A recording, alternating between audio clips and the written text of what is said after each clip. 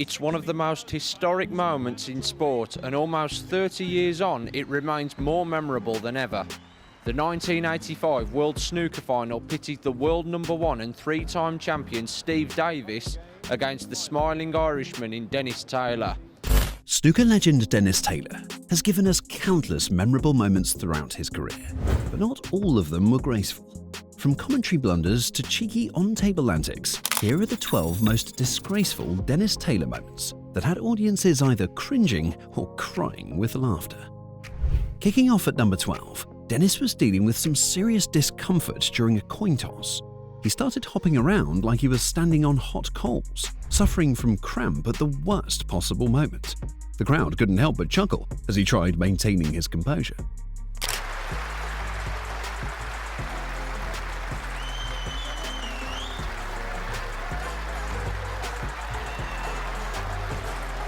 Later in the same match, things got even weirder when Dennis showed up wearing a ridiculous wig that made him look like Mick Hucknall. His game completely fell apart after that, flubbing safety shots left and right, losing all his strength once he finally removed the silly hairpiece. The match ended in disaster when he missed the final black so thickly it became instant meme material. I missed the black.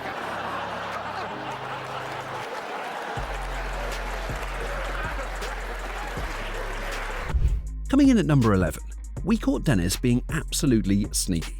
He brilliantly adjusted the white ball's position without the referee noticing, showing off years of subtle gamesmanship. When asked if he wanted his board cleaned, Dennis casually replied, "Yeah, just give it a little wipe for me, please. Could be static or something, you never know, do you?" The camera caught everything perfectly, and Dennis later admitted with a grin, "I've always wanted to do that. Unbelievable." It was cheeky, borderline disgraceful, but absolutely hilarious. Would you like your ball clean, Dennis? Yeah, just give a little wipe for everybody, please. Could be static or something, you never know, do you?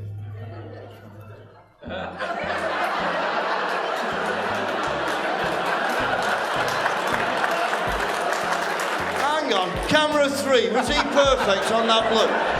Sliding into number 10, Dennis was serving as MC at an event and completely botched an introduction. He confidently praised Mark Williams for all his championship titles, building up the moment perfectly.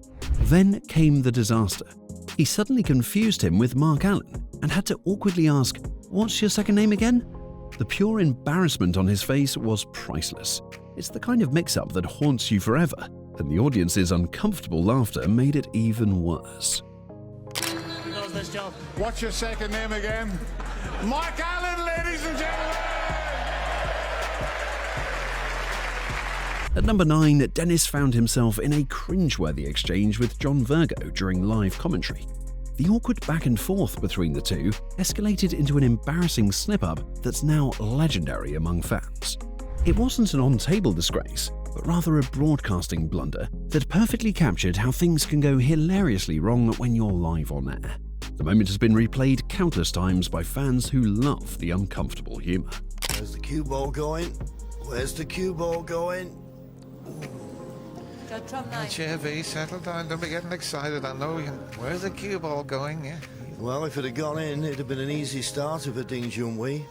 Taking the 8th spot, we flash back to Dennis's exhibition matches after his 1984 Grand Prix victory, just before his famous 1985 World Championship win. Dennis got a bit too ambitious with his trick shots, attempting wild jumps and elaborate setups that backfired spectacularly. Balls flew everywhere except where they were supposed to go. His overconfidence in pulling off these stunts showed his playful side, but watching him flub setup after setup was disgracefully entertaining.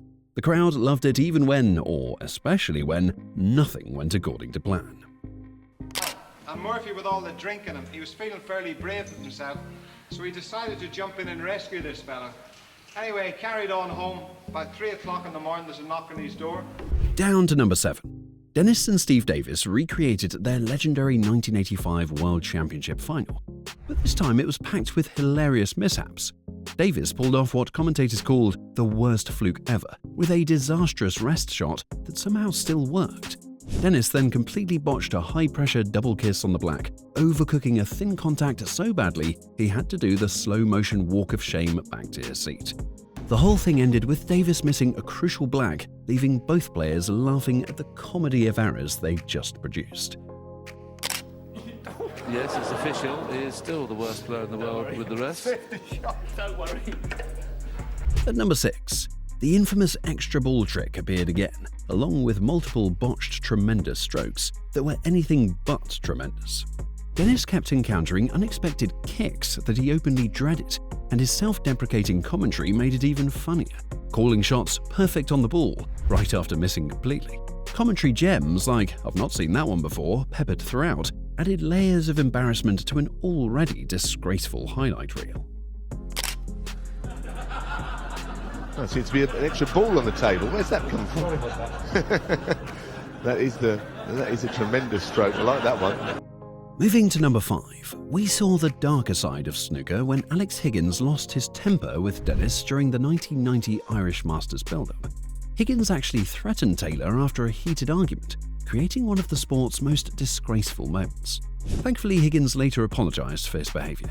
The match footage showed incredibly tense moments with Higgins acting up throughout, while Dennis kept his cool and maintained remarkable composure despite the pressure. Thorburn winning 3 of the 4 frames played after the interval. He now meets Alex Higgins in the quarterfinal on Friday. The players had a major row at last weekend's World Team Championship. Higgins allegedly... Taking the 4th spot, things got properly chaotic when Clive Everton nearly strangled Dennis in the commentary box. Clive got completely confused over the scores, mixing up how many snookers were needed. Then disaster struck. Clive leaned back on his chair in the tiny commentary box, and being 6'4" and not exactly slim, the whole thing collapsed. He fell straight through the door but grabbed Dennis automatically to save himself, yanking his tie so hard he nearly choked him out. Dennis became the emergency strap, getting strangled in the process. The tie knot got pulled so tight that Dennis couldn't get it undone afterward. 2 or 3 referees tried before Laurie Annandale finally managed it. Meanwhile, the cameraman and everyone in the foyer were in absolute tears from laughing. Dennis later joked about it, saying, "It's only small, the commentary box. You've got 2 6-foot men." The real kicker? Clive had needed 3 snookers after all. You were the emergency strap, were you? That was amazing. He's all right, is he? He was fine. That was it. I mean, the cameramen, everybody, when we went out into the foyer, you know, with the come out of the arena.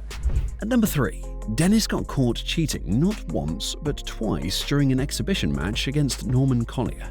First, he tried sneaking an extra red onto the table, but referee Len Ganley spotted it immediately.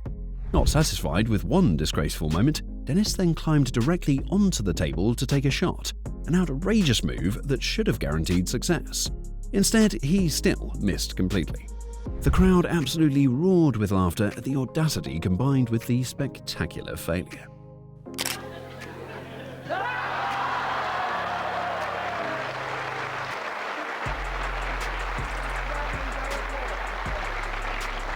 Sliding into number 2, Dennis delivered possibly the worst timed comment in snooker commentary history. He was discussing players' ambitions when he said every player's ambition when they turn professional is to kiss that little lady on the trophy. A perfectly innocent statement, right? Wrong. The camera immediately cut to referee Michaela Tabb. Dennis quickly tried recovering, stammering, "I was talking about the trophy there before we went to Michaela." The awkward silence that followed was deafening. It's the kind of accidental double entendre that makes you want to crawl under the table. Players' ambition when they turn professional is to kiss that little lady on the trophy. I was talking about the trophy there before we went to Michaela. And finally, at number 1, the most disgraceful Dennis Taylor moment came during a live frame when he decided to crack a full joke mid-match. He launched into a story. He came to England for the very first time and he was waiting at the airport in Belfast, and Mr. and Mrs. Dunn came up to him and Mrs. Dunn said, "Can you tell my son Neely to write to me? I haven't heard from him for 2 years." Whereabouts does he live? For London WC1. The joke continued as Paddy arrives at Heathrow, sees a door marked WC, goes to number 1, knocks and asks, "Are you nearly done?" The response, "Yes I am, but I can't find any paper." Paddy's punchline, "Well, that's no excuse for not writing to your mother." The fact that Dennis told this entire bathroom joke during a professional frame was absolutely disgraceful and absolutely brilliant. So we went in through the door and he went down along the doors till he come to number 1.